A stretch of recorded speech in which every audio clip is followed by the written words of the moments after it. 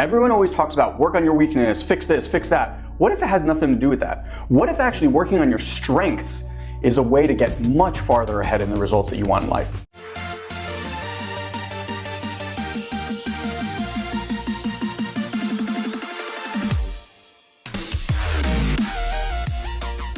And today, I want to talk about reframing and reprogramming your strengths, not your weaknesses.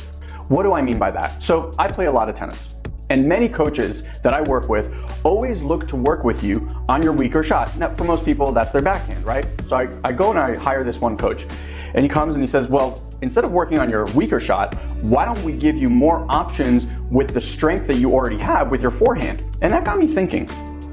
There's so many things that we do because we've mimicked others. Parenting is a great example. I have 2 kids, 7-year-old and a 5-year-old. And most of the time, the way we teach our kids is the same way that we were taught. Even if that's not necessarily the best way to do that, it's just the way that we know. It's just the way that we're comfortable producing a certain result. Let me give you an example. Everyone's learned, most people I should say, have learned how to ride a bike. Now, how did you learn? Most likely your mom or dad ran behind you holding the seat and eventually let you go. Now, I was about to teach my son and I thought to myself, YouTube is a great access to actually learn new and effective ways. So I watched a 3.5-minute video about how to train my son to ride a bike. And it was very different than running behind them like this. And I'm not gonna get into the details, but the long and the short is, in 1 hour, a 3.5-year-old was riding without training wheels on my street. Now, whether you're looking for a breakthrough in your health, or your finances, or your love life, there are things that you do really well that produce you certain results. And we don't generally look at those strengths because they do produce results.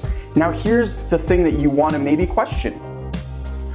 Just because you're producing results, does that necessarily mean that that is the best, most efficient, effortless, easy way to be producing results, or maybe even greater results?